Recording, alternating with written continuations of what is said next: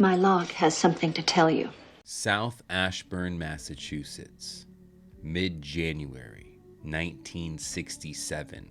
There's a light snow on the ground. The Andreessen family is settling in the evening after supper. They're getting ready for their favorite television program, Bozo the Clown. Todd, James, Jerry, Junior, Becky, and Betty, all huddled around the glow of the television, with Grandma and little Caroline curled up in the big chair. Grandpa's in the laundry room, standing, observing the front yard, as old folks like to do. And Betty's in the kitchen, finishing up the last of her chores so she could join her family for some laughs with Bozo. Suddenly, the electricity shifts, the lights flicker, and the house is filled with a bright neon pink glow. Snap to morning. The family wakes up in their rooms. Well, kind of their rooms. Some of them are in their rooms. Others are in other people's rooms. And life goes on. 10 years later, stories of alien abduction are filling the media, coming to the attention of Betty. She remembers that night. She remembers those lost hours, and she reaches out for help. She writes a letter to Dr. J. Allen Hynek, double hero of the unknown. A scientist that went from skeptic to true believer to true defender of the unknown. He takes her letter, eventually, takes him a while to get to it, and gives it to his pals who know how to do the whole hypnotism thing, to help Betty remember what happened that night. What unfolds after that is the most intricate alien abduction story ever told. One that Alan could do nothing but say, this might have happened. And if you've been with us through any of our read-throughs of Whitley Strieber's encounters or Abduction, you'll know we're true believers here. So let's dive in to the Andreasson Affair and find out what happened to Betty on that fateful night. Where did she go in the cosmos? And it gets pretty wild, so buckle up. But let's get to the fun part. Let's get to the reading.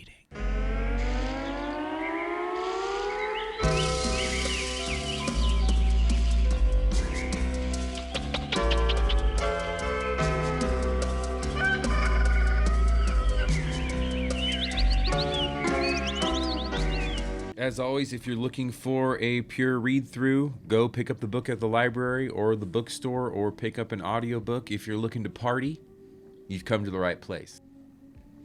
As the lights flash, young Becky gets worried and joins her mom in the kitchen. And her mom immediately is like, Becky, something's landed in the yard. Go back to the living room. And she complies. That's where our story begins. The book we're reading from, The Andreasson Affair by Raymond E. Fowler, another hero of the weird, chronicles her hypnosis session. So I'm going to jump into the roles of Jules and Betty. One asking questions, one answering. Betty answering, of course. Other people you're going to hear ask questions are Harold, Joseph, Fred, and that's it. And I'll be playing all those roles, so get ready for a party. When the bright light first flashed through the kitchen window, Becky had returned to the living room in response to her mother's commands. And if you could see here, we could see exactly what we're talking about. Becky goes from the kitchen to the living room, back to the living room here, where we see, little children's hanging out watching the Bozo the Clown. At that moment, looking down the hallway into the kitchen, she noticed a dark silhouetted shape bobbing in front of the light source, shining through the kitchen window. Then everything went black. At that same moment, Becky, her grandfather, and all family members except Betty found themselves unable to move, unaware of anything else. And from here, we go into the words from Betty herself, the story from Betty herself. Not just the words, not just any words, but the story. From the first investigator, Jules. What's happening, Betty? There's the lights. They're back on now. And there are beings standing there and they're talking with me, but not with their mouths. They've got big heads. How'd they get in there, Betty? They came through the door. Did you open the door for them? No. Did they open the door? No. The 4 entities that had passed by the window entered the house by going through the kitchen door. Not through the frame, but through the kitchen door itself. They passed through its solid wood as if it were non-existent.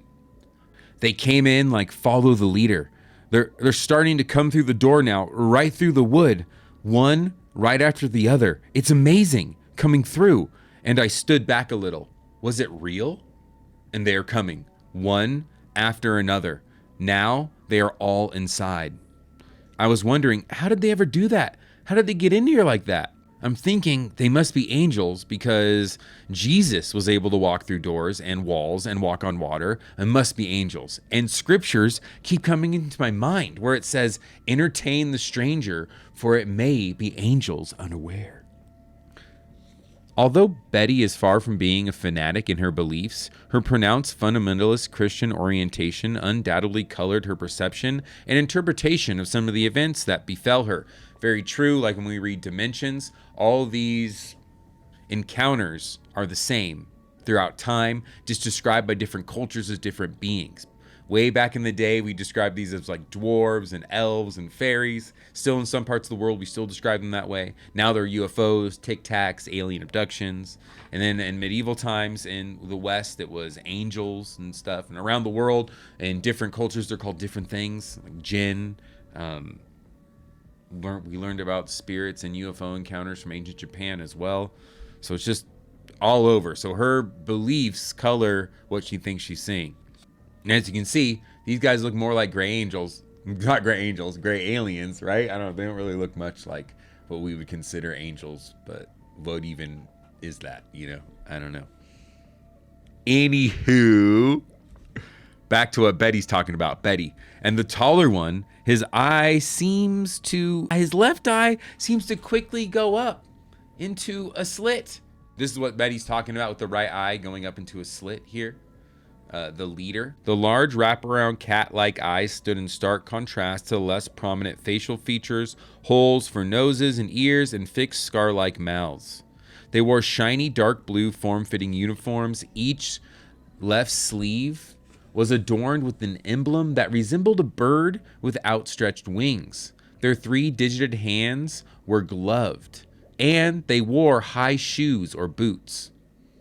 This is another investigator, the hypnotist, Harold. Did they know your name? Yes, they called me Betty. Betty ends up hanging with these dudes, and she meets the leader. The leader's name is Quizaga.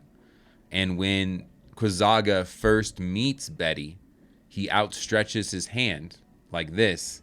And then Betty, being a good host, she's just like, oh, did you guys want something to eat? And when she asks that, the aliens nod their heads. Back to Betty and under hypnosis. And so I went and got some food from the refrigerator and a pan from the stove, and I started to cook some meat. The entities stared impassively at Betty momentarily, and then she received another mental impression. And I turned because they said something to me, and they said, we cannot eat food unless it is burned. And so I started to burn the meat, and they stepped back astonished over the smoke that was coming up. The beings corrected Betty as clearer images formed in her mind. And they said, but that's not our kind of food. Our food is tried by fire, knowledge tried by fire. Do you have any food like that? Betty's religious beliefs influenced her reply. Yes, I think I have something like that. It's in there. The events that followed in rapid succession are utterly alien to the logical model of reality that we have been taught since early childhood. Like a computer that is automatically programmed to reject extraneous data, the human mind rejects such claims with the comfortable labels of a hoax, a dream, and a hallucination. They followed me into the living room, and I looked and I saw all my family as if they had stopped for them. And I wondered what happened, but I glanced down and picked up the Bible that was on the end table. I turned and passed it to the leader. The leader passed me a little thin blue book in exchange. The entity, who called himself Quizaga, took the Bible from her and held it in his hand. Betty's mind rebelled at what occurred next because what she saw happen seemed impossible. The leader put the book in his hand and he waved his hand over it, and other Bibles appeared, thicker than the original. Then he passed it to those beside him, and they took the books, and each one was spontaneous. They somehow flipped it page by page and looked down. Each page was pure white, luminous white. And then they stopped, and I started to look in the little blue book. When Betty's oldest daughter, Becky, relived the episode under hypnosis, she recalled regaining consciousness at this very point. After blacking out, the next thing she remembered, she was seeing her mother conversing with the entities in the corner of the living room. And now this is Jules talking to Betty. Jules, where are you? In the hallway? Betty, I'm in the living room still. I'm over near the TV. I'm just looking over to the left. What do you see? I don't know what it is. There's something there and it looks so scary, but Mom's okay. It was very unsettling watching and hearing Becky during the hypnotic session. Now, years after the event, a mature 22-year-old adult reclined in the hypnotist's chair, but the voice coming from her mouth was that of an 11-year-old child. Joseph, is this something, one thing, or many things? Becky, it looks like a clay man. He looks like a clay man talking to my mom. Some kind of man creature. And behind him, right behind him, toward the right, there's one, a little one. And there are two after him that are just exactly like triplets. How do you know they're men? I don't know. They just seem like men to me. They're men. They're really babies. But to me, I guess they would be more man than woman. They look like clay. They look like they're smooth, watered on clay. Did they touch you? No, they didn't touch me. Did they take you outside? No, they didn't take me outside or anything. They didn't even, I was standing right there watching them, and they knew I was standing right there watching them, and they knew that my other brothers and my, wait a minute, my 1, 2, 3 brothers were sitting there, and Grammy, she's over there, and oh, where's Grampy? Jules, he was with Grammy, right? You can't find Grampy? Becky, no, I can't see Grampy there. Is Grampy in the kitchen? No, he's not in the kitchen. Grampy went out to look with Mom. He's looking out the window, as they like to do. Little Becky was visibly upset. When she awoke briefly from suspended animation, her grandfather had seemingly disappeared. In reality, he had gone to look at the flashing lights, first out of the kitchen window and then out of the pantry window. At the time Becky was looking for him, he was standing in suspended animation in the pantry, out of her sight. Joseph, did your mother give anything to the beings? I don't know. My mom was standing there with her hand on something, and that clay form had his hand on the other part, like a book. The clay hand is holding it on the right-hand side, and Mom is standing on the... Where did the book come from? The book? I don't know. She must have had it. I don't know. Becky had not seen the aliens enter the room with her mother. She had not witnessed the amazing duplication of the Bible, nor did she see them give her mother the blue book. When Becky regained consciousness, the first thing she noticed was her mother looking at the blue book with Quizaga. Becky, I woke up and they were in the room. Mom was talking to them, and there was a book already in his hand. Jules, is the TV off? Yes. The TV, it's different. No picture, no sound. Very, very dim. Like when you turn down the color. Like you turned it down to gray and low. They were wearing, it looked like pants and a tucked in type of shirt, but it was tight fitting. Something like what reminded me of something like a scuba diving outfit that would be close to a person's skin. All right, so they go into detail here about what the suits look like. Questions like, hey, where does the pants of the suit end? So stuff we don't need to know. The ends where the fucking boots go in, Mr. Detective. Thank you. Becky watched her mother and the little men as they looked at the small blue book. That book was bright, and Mom was thanking them for something. and so it must have been the blue book. Instinctively, the taller entity became aware that Becky was awake. The tallest one looked around right across to where the kids and Graham was, right over at me. And then he stopped when he saw me standing there. Then he went from me right back around and started talking or looking at Mom. And then all I can see is nothing but darkness and then nothing.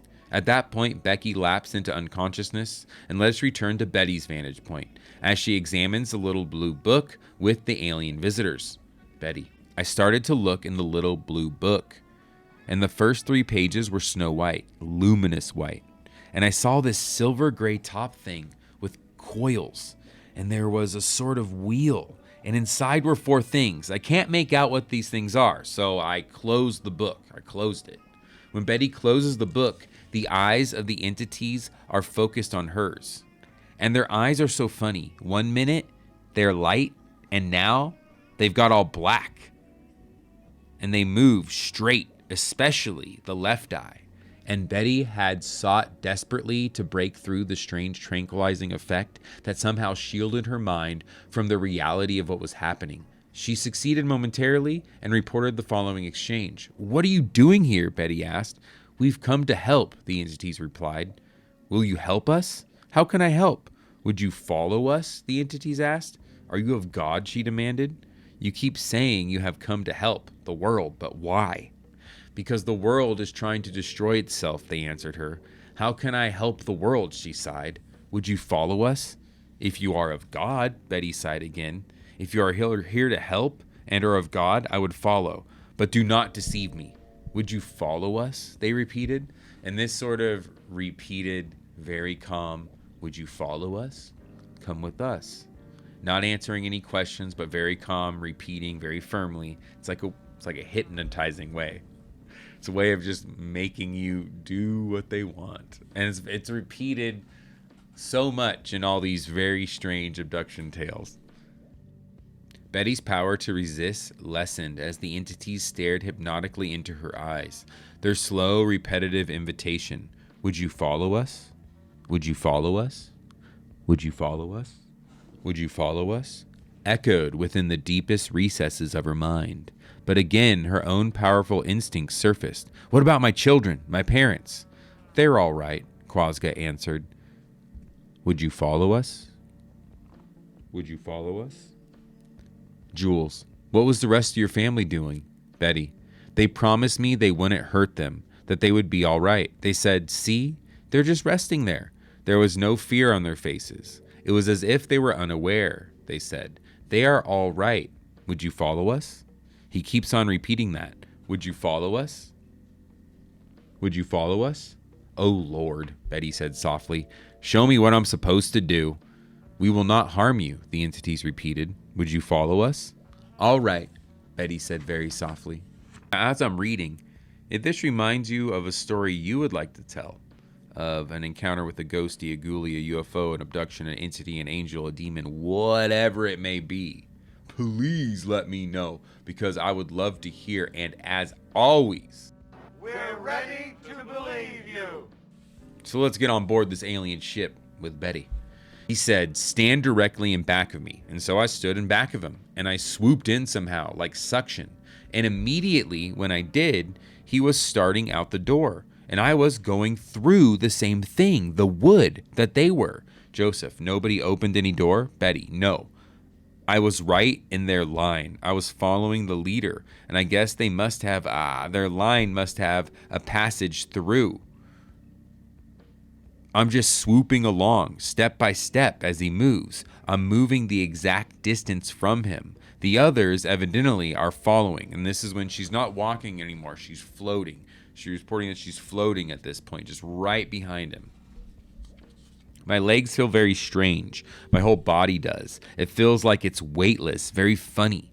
And we are outside." And he stopped. Betty stared in disbelief. In her backyard, resting on its own struts, was an oval object with a raised central portion. This concerned the investigators. How could such a remarkable object remain undetected by the neighbors? We interrupted Betty to ask pertinent questions. "Ray," a new guy, "Ray now." "How about the other houses?" Could you see the neighborhood? Betty: No, I saw haze, all haze. When you went out, how do you know that you were actually in the neighborhood? I didn't. Except for the corner of the house and the ship, the rest of the part seemed very vague and hazy, like a mist was all around. During our investigation, the present owner of the house confirmed that the low area in the backyard is especially conducive to dense pockets of fog. Weather records of the night of January 25th, 1967 indicated a heavy mist in the area. Debbie, Jules's wife: how about the garage? So they interrogate her, and again, more boring stuff like, well, what from this angle, that angle. Betty saw what she saw. Let's get on board. Betty stood awestruck as the silent presence of the strange craft in her yard. Her initial shock quietly gave way to fear and apprehension. Quizaga seemed to have sensed this, and to reassure Betty, he did a remarkable thing. He says, "See, you can trust me. Look over at the ship." And he made the bottom like glass so I could see through it. When the bottom of the craft suddenly became transparent, Betty recognized some of the things inside, which she had seen illustrated in the blue book. I see part of those things that I saw in the book. There are glass balls in the bottom cut like glass, and there are arms that come down and grasp onto it, and they go up. And there's that thing on the side, and they can rotate on an inner tube with the gray matter and that water, I guess, or something. Betty sought in vain to find a comparative reference point to describe what she was observing. "What is it?" she breathed. "What is it, Quizaga?" "I have other things to show you," he replied. Come along, come along." And this is very reminiscent of Abduction we read about in Dr. Jacques Vallée's Dimensions, where a woman is brought on board a ship and she's shown an engine. And then for I don't know the rest of her life, hopefully she's still alive. This only happened in the 70s. But she's trying to explain to people what the engine was, but what the engine she was explaining just couldn't be possible yet. So I wonder if Betty was seeing the same thing. A future engine that runs on some gray water. And the ship turned back so that it was not glass, but like a silver gold. And I see the legs, and they are parked sort of on the hill. In other words, the length of the vehicle's legs on struts were adjusted to the incline of the hill. As such, bloop, bloop, bloop, bloop, bloop. Incline of the hill, adjusted. Quizaga faced the alien vehicle and raised his left hand. Instantaneously, an opening appeared in the craft. And that door is opening automatically, I guess, or else he's making it? He raised his hand, and we are getting all lined up, and he swooped us right up. There are 3 stairs. Soon as he goes up, I'm swooped up, and the others are following. Betty found herself floating into a small room with curved walls. The door closed automatically behind them. Welcome to the curved room.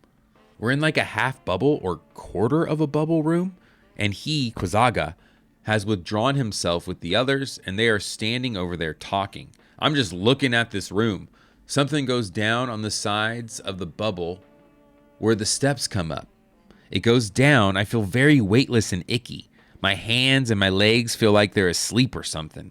And they're still talking over there, and they glance over at me once in a while. Oh, hurry up. And I'm crossing my arms now, and I'm tired of just standing there. I feel weightless. Oh, my feet are pins and needles or something. Even my arms and my hands. He's still talking, and about 2 or 3 of them are leaving. That door whooshed open, and they're gone. And it's closing. Then Quizaga came over to Betty. 2 entities still remained in the room and stood watching her. He brought me over to where they were, and he is saying something to them about going and making himself ready. Would they please bring me to the upper room? Betty and the entities left. Quizaga stayed behind. And these other entities bring her to this little whoop-de-doo of a spot. One went in front of me and one in back of me, and we went over to the furthest right-hand end of the quarter bubble, and whoosh, another door opened. And you can't even see those doors. They just go up and they open, and there are stairs there, going around somehow, going around. They seem like they're floating up, but my waist feels so heavy there. And we are going up those stairs. It looks like I can see something down there. We're all going around and down the stairs. We're going up and around, and the door goes down. So she's going down these stairs right now. Boop, boop, boop, boop, boop, boop, boop, boop, boop. Now, I want you to just remember where you are. You said this door leads down. Oh, great. These people ask the most boring questions. Now, how far down did the door go? How many steps did you count when you went down? Betty, the door goes down. It doesn't lead down. It disappears down somehow. And now they're going into that room. Betty, still positioned between the two silent beings, was perplexed at what she saw as she moved into the circular room. I see a box or that desk and something else. It's red and black. It's black and outlined with red. And it's some kind of mirrors, I think? I don't know. Seems like they're in a circular room, big ripples like windows. They're leading me still. They're bringing me over to the further edge. They're bringing me further over there. And now they're stopping, and I'm standing there, and the two are withdrawing. They're saying that I'll be all right here for a time. Well, great. How come I have to stay here? She asked them. An unseen force held Betty in place, paralyzed except for head movement. She felt deserted and helpless. As she relived the episode, we saw the terror reflected on her face before us. Her pulse quickened, and the hypnotist quickly reacted. And Harold calms Betty down as they do. And then they get her back to talking about what was going on. Okay, I'm standing there and looking around on the side there. On the wall, there's this leaf motif. And there's a thing up top there, it looks like a railing, but it isn't. And the room is sort of dome-shaped. There are leaf motifs to the right, there are raised buttons on it, and there are shields and different symbols. And the desk is to the side, and I don't like feeling so held down in my body. It just seems I'm not able to move my head to look. They seem like they've controlled my body somehow. I'm fixed like in one place, and I'm trying to see what else is there. I can't see a way back, any way back of me. There are those golden things, the cord, and some type of scroll. I wish they'd hurry up. I'm tired of waiting here. It's getting brighter. They are getting brighter now. What is that? I see something like I wonder if it's coming from the wall, or was it what? They've opened something. They pushed it out. And it's something like a camera? And this is what she saw. This suddenly came out of the wall at her. I don't know what it is, but it's getting brighter in here, much brighter now. What is that? There's somebody coming for me. They said, "Would you follow me, please?" And they stepped in front of me. Is Quizaga the one telling you this? No. The lights are getting brighter, and the door opened again, and there is somebody coming. I'm glad they are coming, because it seemed like a long time in there. They're sort of gliding toward me now. Not moving their legs, but gliding. And it's one of those beings. It's two of those beings. They are waving their hands and telling me to follow them. I'm going over with them, and they're taking me over to the center of the room. One is in back of me, and one is in front of me. Where are we going? And they said, "You will come over here." And I went over to the center of the room and stood there. And then one of them turned and looked at me. Again, Betty was instructed to assume a familiar follow the leader stance between the two entities. Abruptly, she found herself sinking through an opening in the floor. I'm standing there, and we are slowly being lowered through a tube. It looks like a silvery tube, slowly lowering down. We're going down, we're stopping, and one of the beings tells me to get back of him. And I'm getting in back of him, and the other one is in front of me, and the door is lifting up. I couldn't see the door before. The door just looked like a tube, clear, straight through tube. And I'm going out into another room that looks like a hatch or something on top of there. Looks like lightning spears coming out of it. I don't know what it is, but it is there. And they are bringing me over to the side. Next, Betty was directed to a platform illuminated above by streaks of dazzling light. The old razzle-dazzle machine. I'm seeing this brighter light shining down, and it's shining down so much it's leaving like a thin, tiny bars of light surrounding it, like you'd see in cartoons with the light bulb. having streaks of light come from and down it. Would you get under that, please? The entities asked. Well, what is it first? Betty asked. It's just a cleansing thing. Will it hurt? No, the entities replied. It is just to cleanse you. And so they didn't touch me, but they held out their hands as if to assist me. There seems to be a platform there, and I'm stepping on the platform. The light's above me, and it's bright, and it's got those streaks of light coming out. It seems like it's moving me upward. The platform itself moved upward and immersed Betty in the brilliant light. The light is getting brighter and brighter. It's all engulfed light, like I'm engulfed in light. I don't know if there's a covering or what, but I can't seem to see them. It's just bright white light. I'm just standing there. It doesn't seem to hurt. It's just not hot. It's just white light all around me and on me. And now it's going back down. The platform is going back down. It's stopping. Betty stepped off of it and the entity said, "Would you follow us now? Please?" "Where are we going?" she asked. "Just please follow us." Into the tubes once more. They motioned again for me to get to the back of them and follow the leader, and he walked to another place where the door is opening, a whooshing open. Betty faced the opening to a darkened wedge-shaped room. The wedge room! The lead entity gestured, holding out his hand for her to enter. It was a little bit dark in there, Betty recalled. "Would you please change?" the entity asked. "I don't want to change," Betty protested. "Please, would you please just change?" "But why would I have to change?" Betty persisted. "There's a white garment there for you," the entity said. "Would you please get into it?" Now Betty brittled. "Look, I came here of my free will. Why do I have to change into this now? Please change. Quizaga is waiting for you. I want to talk to him." "Please change," the entity repeated. His persistent request drummed in Betty's ears until she finally relented. The white garment hung without visible support in the changing room. Outside the changing room, the entities awaited Betty. She became fearful and prayed frantically for help. She thought to herself, what is this all about? What are they going to do to me? Oh, Jesus, be with me. The entity nearest the door seemed to sense Betty's fear. When I said that, the leader glanced at me quickly, sort of surprised or stunned. I guess he was reading what my thoughts were, and he seemed to move a little slower.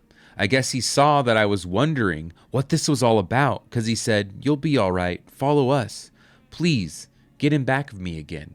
He seemed a little concerned because he kept looking back and checking to see if I was getting in back. You just want to make sure. And the other one just quickly got in back of me, and we started off again. It seemed we were just gliding along rollers or something or another. He came to the wall, and he just stopped, and the door opened. And that, my friends, is the first part of Betty's encounter. On the next Monsters After Midnight, we'll get into the examination and then the alien home planet that they take her to. Ooh, that'll be a good time. So make sure to join us then, and we'll dive deeper into Betty's little encounter, because it gets a lot more weird. Quizaga takes her on some adventures, let me tell you. That's all I got for you. And if you're asking me if I believe Betty, of course, 1,000%. Have a great rest of your night, day, or whatever, morning, whatever you're doing. Ta-ta.